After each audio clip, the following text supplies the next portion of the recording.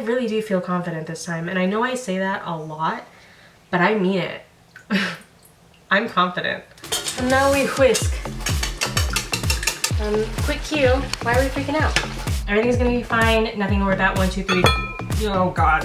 We're gonna do this. We're getting into it. We're having fun. We're having so much fun. Hey team, Astrea here. Super excited for this week's recipe and video. I am making a Spanish dish, which is one of those dishes that seems like it should be pretty easy to make and very straightforward, but also has one moment where you could just completely mess up the recipe and then you're super bummed and you're left with a very sad experience. So today I'm making tortilla de patata. This is a recipe that you can find all over Spain. It's like a frittata with potato and onion. It's like in the tapas genre category. You know what I mean? Like if you go to any kind of tapas bar in Spain, you're gonna find it. It's classic, it's delicious, and it's incredibly simple in its ingredients. And we're gonna dive in because I'm hungry and I'm ready to go. And is there anything else I wanted to say about this process before we get started? Oh, hi, I'm Astrea. For those of you who are new to this channel, welcome. Great to have you. Let's begin. I'm over it. Okay, so the first thing I need to do, I have approximately 2 pounds of Yukon Gold potatoes. I'm not really good at peeling things. I'll say it right now. How do people peel in their hands, you know? I don't feel like peeling towards you is a good idea, but I also feel like peeling away from you maybe isn't a good idea. So peeling just isn't a good idea. Okay, so while we're here doing this incredibly mundane task, it's gonna be story time. I have been to Spain 3 times in my life. The first time I went to Spain was on a family vacation when I was in middle school. It was Semana Santa in Spain, so it was, you know, a really busy time to be traveling. And my parents, I guess, decided that planning wasn't really that essential, and so they were like, oh, we'll just like book hotels when we get there.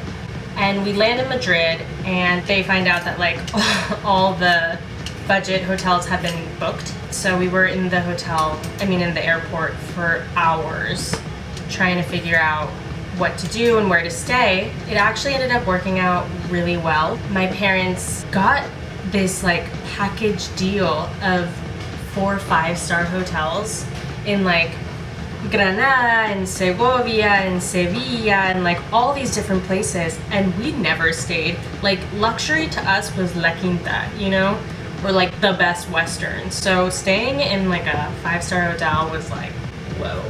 For years, the only thing I really remembered about that trip was the hotels. Like I couldn't tell you anything we did.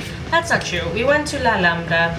We went to the aqueducts in Segovia, I'm not really too sure. Both of my parents are artists, so it was a lot of like looking at architecture and art to like a 13-year-old child. That's really not that fun. Myself today would really enjoy that trip, but like the child version of me was like, no thank you, I don't want to do this anymore. The second time I went to Spain, I was 17 years old, and it was my first time traveling outside of the US by myself. I had told my Spanish teacher, who was from Spain, that I wanted to go to Spain. And she was like, cool, let's hook it up.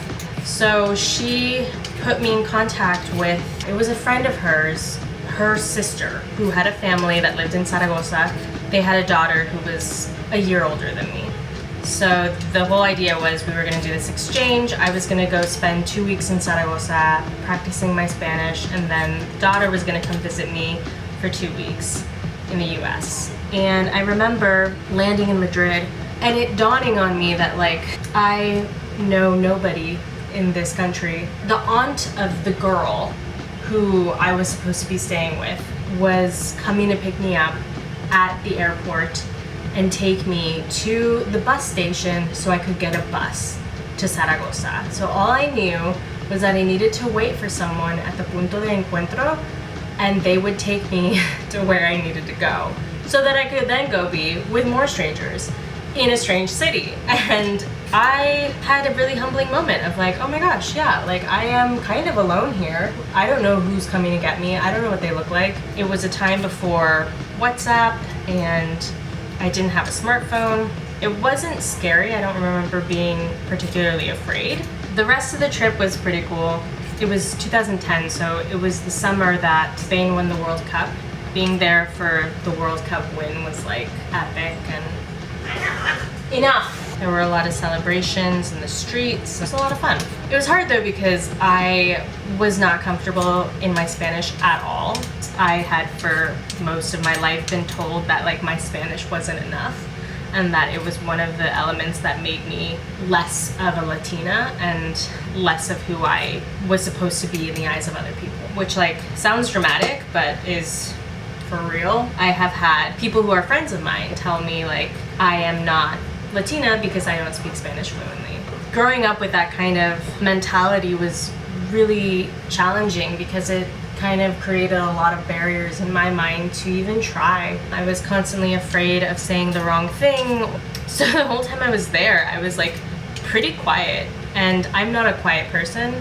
I'm not really a shy person either. I think that they all thought I was, like they all being this girl and her family and her friends probably thought I was like this weird American girl because I just wouldn't really say anything. The third time and most recent time that I went to Spain, I was in grad school. I decided to take a spontaneous trip to Madrid just by myself. So I decided that I was going to spend 5 days to a week traveling around Madrid and Barcelona and using that time to write papers and just hang out in a new kind of environment. And unfortunately, I got really sick right before I left. So I didn't think I was gonna go, but I decided like, I'm doing this, I'm making this trip.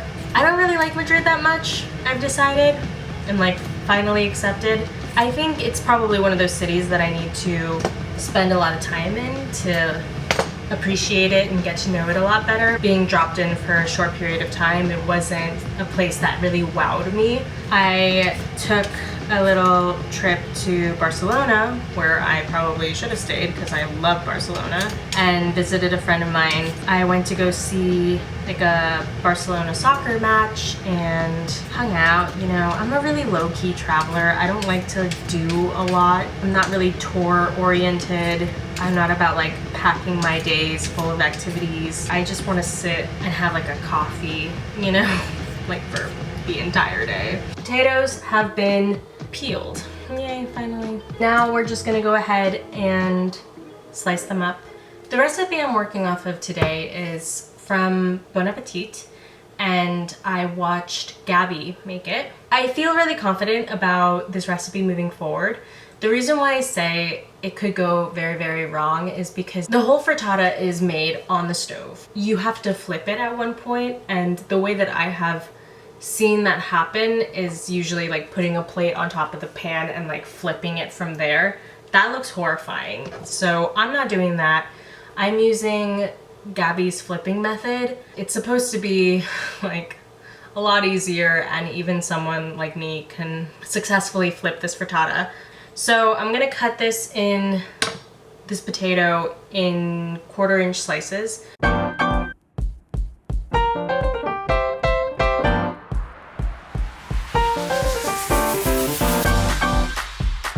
I think I did a really good job at slicing. I will pat myself on the back for that. But they're not all that consistent in size. Like some of them are really thin, and then some of them are like really thin. Not too concerned about it. It's fine. Next, I'm gonna go ahead and slice up my onion, which always makes me cry, so I'm not looking forward to this. See, I'm already gonna start crying. I can feel it. Oh, it's like in my nose. I can feel it in my nose. Chicken, I swear. What are you doing? Chicken. Oh God. Chicken, are your eyes burning? Oh man. Chicken, how are you feeling? She's here, by the way. Oh, God. She's, yeah, there she is. Chicken, get down. I could just pretend like I told a really emotional story. In Spain, my travels, they were just so amazing. On days that I'm cutting onions, like I should not even put on mascara. Or I should just not try, you know? Chicken, how do I look? What are you doing? Stop it. Onion is cut. I am almost ready to go and get started with the cooking process. I need to dry my potatoes before I put them in the oil. I really do feel confident this time, and I know I say that a lot, but I mean it. I'm confident. I am going to start heating up 2 cups of oil, a lot of oil. Let's do this. Ooh. Oh no, it went further away. Come here. Yay! It's hard being short. So, 2 cups of oil. Stand here all day. Wow. Okay, 2 cups of oil. We can reserve this, so don't feel like you're being wasteful. We're gonna do this. We're getting into it. We're having fun. We're having so much fun. Okay, so these, are we dry? How do I know when you're like really dry? I'm just gonna start. We're gonna start. Oh my god. So she said it's not supposed to be making any sizzling noises. This is making sizzling noises. Is this too much potato? How do you know when it's too much? So this is all the potato that's in this pan already. And this is all the potato I have left, which is quite a bit. So this is a really thin piece. Oh man, there's not gonna be uniformity in cooking time. Okay, that's all the potato. So I'm gonna go ahead and cover this, I think. This will help speed up the process. Can you see me? Okay, while that is doing its thing, I'm going to whip my eggs together, whisk them. This seems like it's really hot, but it's really not. Almost on low. So I need 10 eggs. A shell! The key to taking a shell out of your mix is to use this shell itself. I don't know how, but it kind of just like attracts it, and then voila, it's in there. Shell be gone. And now we whisk. In here, I know I need to add salt and pepper. How much? A teaspoon of salt. Doesn't seem like a lot at all. Okay, maybe it did. And pepper. Back over here, it is roaring. It's acting like it's so hot, and it's really not. It's on low. Quick cue. Why are we freaking out? Oh, okay, wait, hold on. So some of them are breaking up. Okay, so these are all soft. Oh, wait, hold on. I have to cook the onion in here too. You better cook fast because the potatoes are done. Everybody join the group. Okay, add onions in batches. Stirring occasionally until softened, 4 to 6 minutes. I'm calling it, we're gonna be done. I overcooked the potatoes just a bit. So the reason why I'm moving these over is because they need to cool, the potatoes need to cool. I'm about to introduce them to my egg mixture. I don't want them to start cooking the eggs.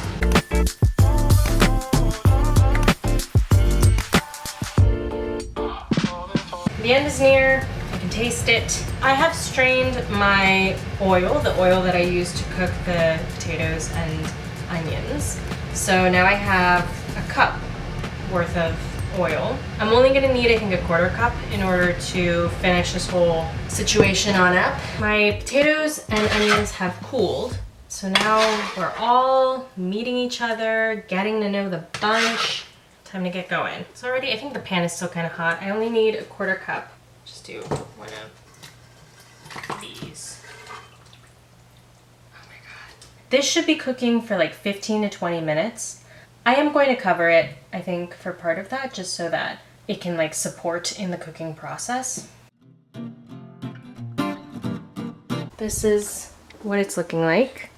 See, looks pretty good. It looks a little bit toasty around the edges. I now have to do the horrifying task of bringing this out of the pan so I can flip it and put it back into the pan. And I'm just gonna do one of these. Get out, out. Okay, that part, easy enough. This is horrifying. Which way do I flip it, do you think? Like towards me or away from me? I can't do it away from me. That would like require some like serious arm rotations. Okay, and oh God, I don't feel confident. I feel confident now. Okay. Oh God. Okay. And cool, so this side is a little bit, I don't want to say burnt, but it's definitely toasty. Now I just need to go ahead, put this back in my pan. Oh my God. Okay, that wasn't too bad. Honestly, I feel pretty good about how that went. So now this should just take like another 5 minutes or so. I went ahead and I flipped it, and I did that because the other side looked a little bit burnt, but now it just looks kind of silly because this side, it's cooked all the way through, but it's just like, it has like this weird kind of like division. So I'm kind of toying with the idea of just like flipping it on back and letting it look burnt instead of just like leaving it like this. I'll probably do that just because this is kind of silly looking. So now I'm just becoming a master at flipping. Oh, except for now. This is an awkward, okay. This is my presenting side, which it's not really supposed to look like this. Okay, try time. I have let this tortilla de patata sit for a little bit. Now I'm gonna go for it. I'm gonna try it. This is what it looks like. I feel really good about it, even though it is a little bit burnt, potentially. Because it's burnt, it's kind of crunchy, which is kind of fun. I'm into it. It's really good. It is well seasoned. The potatoes are soft. They're kind of borderline mushy, but it's not ruining the experience for me. It was surprisingly easy, or at least easier than I anticipated. I think I mostly learned about cooking times, and my stove gets really, really hot. So I think I could have cooked everything on low for the amount of time that the recipe suggested. And the best thing about this dish is that you can eat it for breakfast, lunch, or dinner, or a snack. I mean, it is like an all-day kind of meal, which I very much appreciate. I also think I would use less oil, and maybe that's just more a lesson about my pans. It doesn't taste oily to me, but I still don't feel like I need it so much, you know? Yum. Okay, I'm gonna eat. Thank you so much for tuning in. Please like this video if you enjoyed this video and you learned something new. Also, please comment if you have any suggestions on what I should make next, because I'm kind of getting to this point where I'm not really sure what direction to go in with some of these recipes, so I'd really appreciate recommendations, and subscribe to, you know, be informed about when I'm cooking next. Whew, okay, bye.